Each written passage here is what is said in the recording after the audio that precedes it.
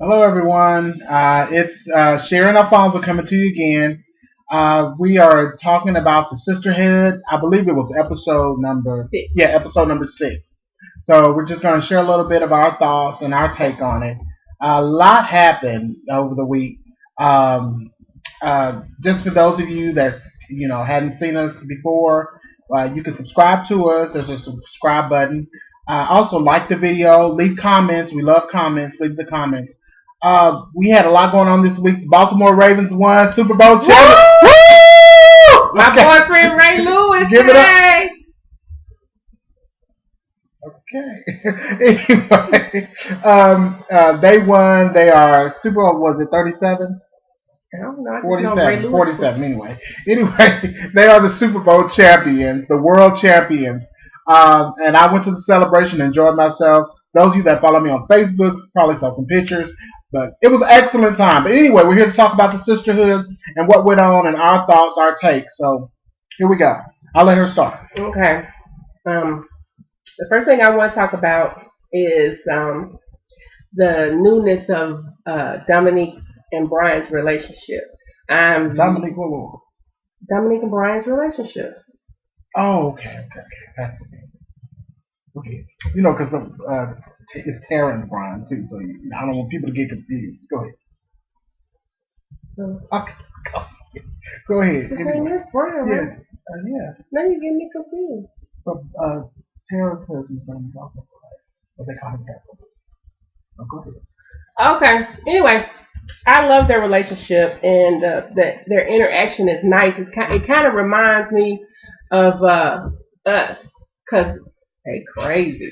I could see at one point in the on the show when they were at the bar mitzvah and The Christian bar mitzvah. and Brian and Pastor B and Pastor D looked at each other because you got me guessing it's his name Brian. Anyway, they looked at each other and they said something and they bust out and started laughing. I said, now that's something we would do, except we would probably do it way more than y'all did it. But it was cute. I really like the relationship, and I hope and pray that everything continues to go well with your relationship because it looks like y'all are the best of friends. So that's perfect when you can be married to your best friend. So I hope everything works out. I hope it's still that way and better. And yeah, he looking at my head. Is something out of place?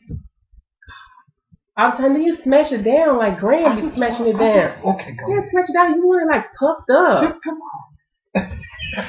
Anyway, that's my take on. That was what I wanted to say. That I was really happy to see the niceness between the both of you and the love and the friendship. Yeah, I too agree. It was really nice. I mean, it was real smooth. He got down on one knee and wanted to marry her again. Kudos, bro. Kudos. Good job. The thing about it is it's just always good to see love. No matter what the color, no matter what the anything, whatever it is. But it was a good thing to see that they were communicating and that he saw that he was probably in his eyes or also in her eyes in front of people that he was putting a church before his wife. And I think we learned a lot from that. We don't have a church, but we know a lot of pastors and that put the church before their wives. And sometimes at one point they do that, but they don't realize that somebody's being left out, and it's mostly the wife.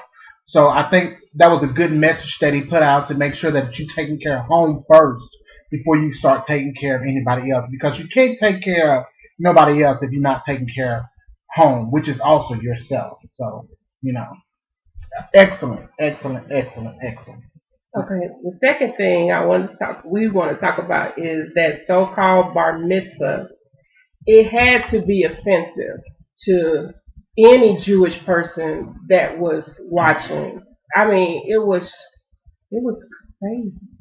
Well, I can't really say anything. I think that afterwards, after looking at it, it was pretty interesting because I think nobody knew what to expect because it's a Christian bar mitzvah.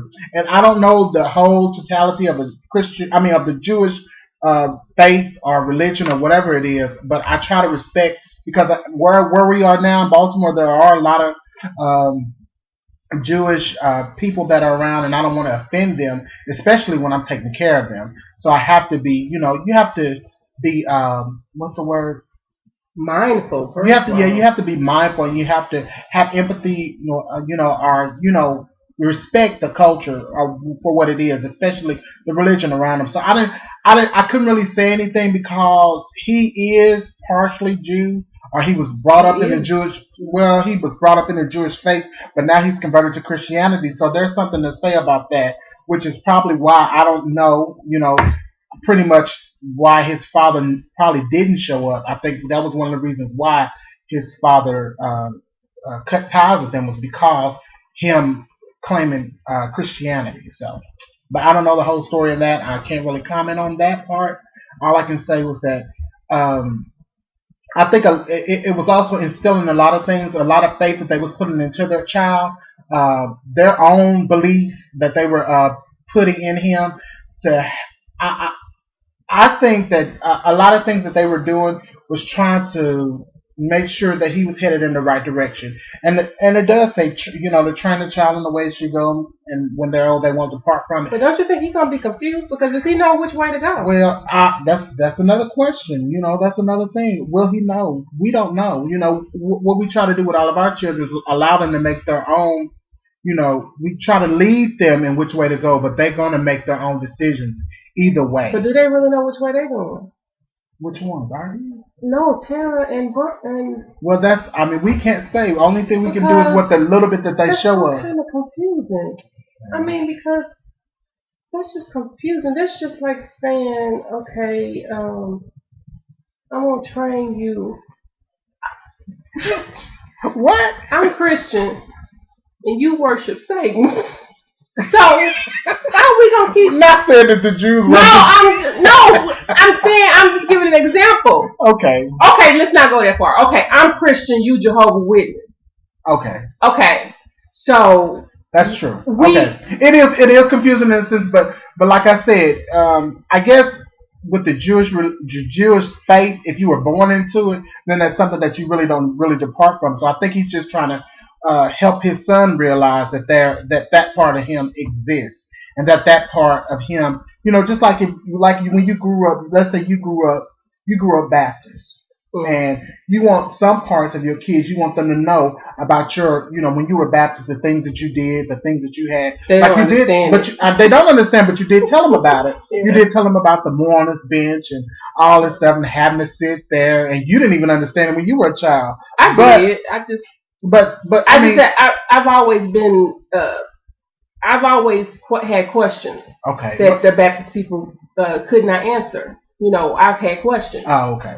And I think that's more so of what it is. Not trying to offend anybody or anything like that. It's just to be mindful of what's going on. Okay. I said all right. Did that clarify anything?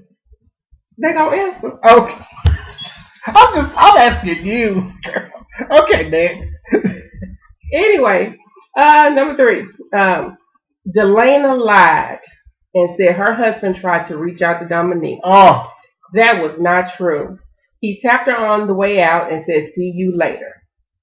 And I had a problem with that. And Ivy, I had a problem with her. The little pep talk that she was giving Dominique, it was not merited because she saw something out the corner of her eye. He just tapped on her shoulder and said, "See you later," and he was gone. He was not trying to reach out to her. He was not trying to do anything. He was just saying something to her so he can say he said something to her, I think. Or to not make it seem so awkward for him to just pass by her and not say anything. He tapped her and said, "I see you later." Nobody tried to reach out to anybody.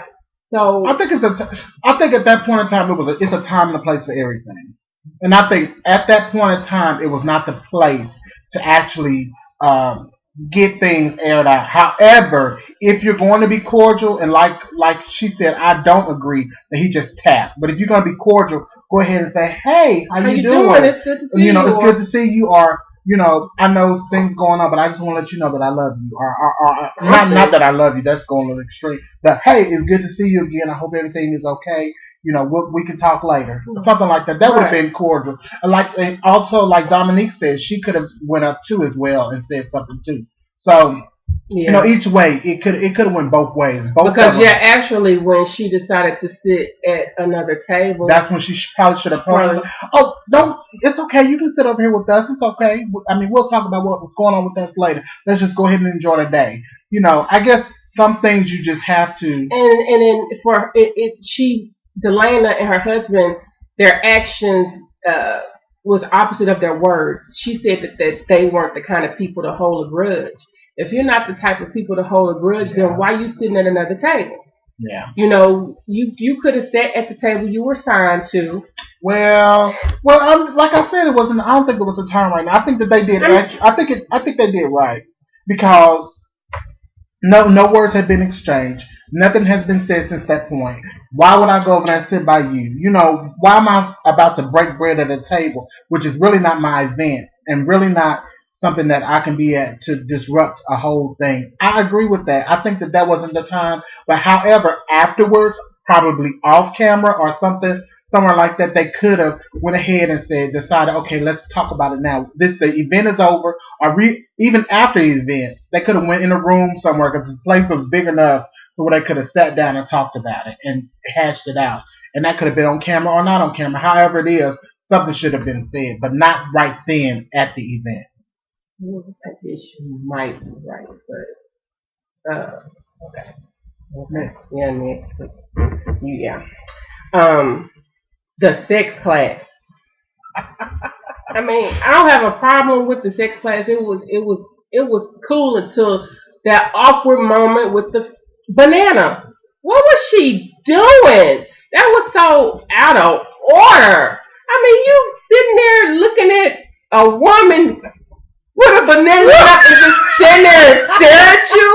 What you want me to do? Take off my clothes? What is it? That was so awkward. I mean, I would have been like, okay, can you bite it and eat it and move on? Can we go to the next tip? I thought it was pretty interesting, I thought I was going to see what else she was going to do. I didn't know. I was just. I didn't know how far she was going to go, but it was pretty interesting, guys. Anyway. Okay. It was just interesting. I was just trying to see what she was going to do. No, you in the room with these women.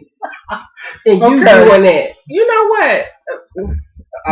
That's all I got to say about that. She was trying to teach an educated class. She was trying to get the women to understand that that you do not have to be boring in the bedroom. That this is something that you should do. For those women, some of them may not have known how to actually sit there with a banana in their mouth. Well, I'm just saying, she was trying to teach them and get the point across, dramatically. Too much movement because.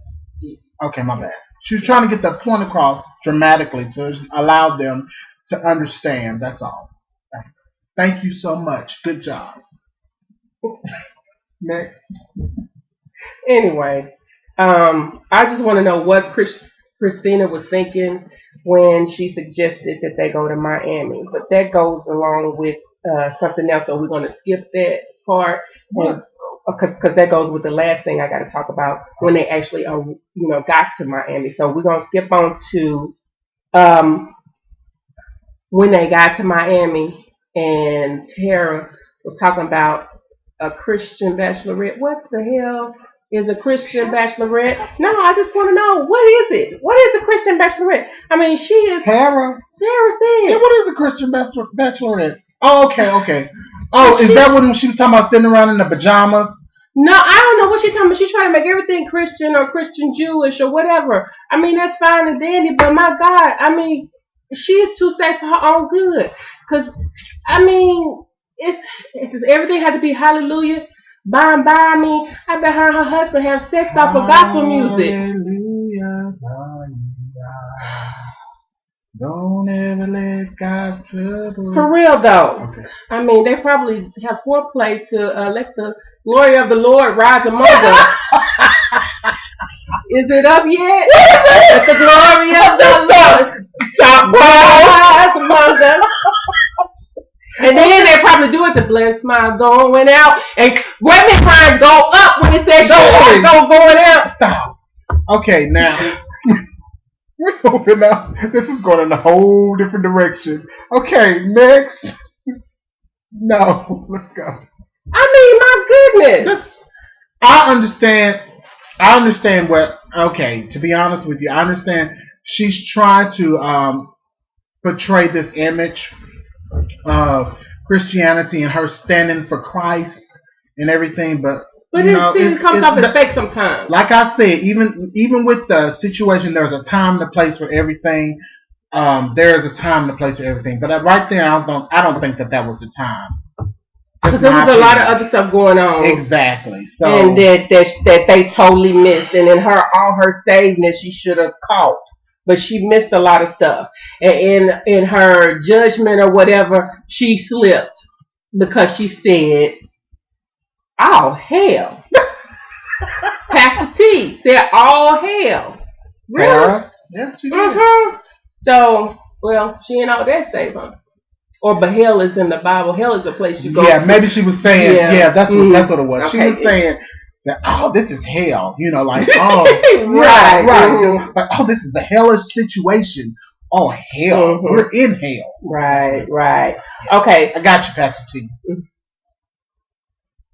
Anyway, my whole thing about going back to I don't understand why Christina suggested Miami, especially, it was one thing for her to suggest it, but then after she suggested and then Dominique said, I don't want to go to Miami, that should have been like, ding, ding, that's probably not a good idea, but she continued on and convinced Dominique, let's go. Okay, a lot of stuff that happened on the way to Miami from the time that she got out the car and kissed her husband and left her husband, you could tell that there was something wrong. I know I could tell that there was something wrong. The behavior of Pastor D was totally off. And I'm just really upset because none of those women caught it. I'm sitting there thinking, and I'm posting on Facebook, I cannot believe that these women don't see that there's something wrong. Something's wrong. Why isn't anybody trying to talk to her? Why isn't anybody, pulling her to the side or talking to each other and saying, I know, Dominique is, kind of out there crazy, and she'll say just about anything, but this is different. This is not the way she usually acts. I feel like that it should have been, caught. This is a place where maybe it's Tara running down to catch her. No, that's what I was saying. I hope that when we see this next show, that Tara finally realizes that it's not about her being disrespected by Dominique or whatever. When you see her, I hope that we'll see that she's saying, what's wrong? I'm here for you. What's going on with you? Do you not understand that this lady's back in Miami where all her demons have come back up? This is where she did crack. This is where she was a prostitute. This is a whole bunch of bad memories for her. And the only way for her to deal is probably to medicate herself is the reason why she's trying to get a drink everywhere she goes. So this is the point where she needs the sisterhood. She needs her sisters to say, we see something that's wrong. Do you want to talk about it? Well, if I was there, before she even went and brought those men back over there to where we were sitting, I would have pulled her to the side and said, hey, let's go to the restroom. And then I would have asked her, what's going on? Something is not right. What are you doing? Tell me what's going on. What are you feeling right now? Nobody ever asked. They kind of cackling and laughing at her. And it's like no big deal, but nobody is being a friend. Nobody is being a sister to try to figure out what's going on with her. And that just kind of, rubbed me the wrong way. Me too. I mean, you can recognize certain behaviors, and I think like Sherry said that it was a lot of things that came up, and it was a lot of things like she was trying to seem like medicate herself, and you could tell it was not the character of her. You could tell that she was really reaching out to say, okay, is somebody gonna stop me? Not really saying it, but it was like I'm back in my old environment. These are the things, these are the memories that are coming up.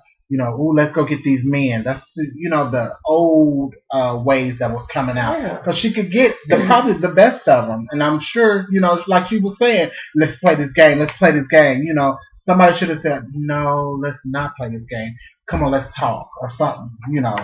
But anyway, it happened, and I'm sure that it was a change, and I'm sure, and I know that that's not the same person anymore. But Yeah, I just hope that when we see it next week that they kind of figure it out. yeah, That's what I just hope. right. But I think that was it. Well, that was it. Fun with Sharon Alfonso, talking about the sisterhood. Once again, go Ravens! Woo! Okay, I'm Go sorry. Ray Lewis. Okay. Anyway, I enjoyed the victory celebration at the M&T Bank Arena. It was awesome. Over 200,000 people showed up from Baltimore. It was awesome, guys. But anyway, Can you make your video? I know, about the I will. Sisterhood? I enjoyed it. It was awesome. You had to be there, experience it. Anyway, Sisterhood. We will see you guys next week. We'll be looking for the new episode on Tuesday. Shouts out to Pastor D, to Pastor B, to all the women in the Sisterhood, and to everyone that's making comments. We appreciate it. Keep making comments. Thumbs up us. Comment, and we'll see you later. Take care. Bye, guys. Bye.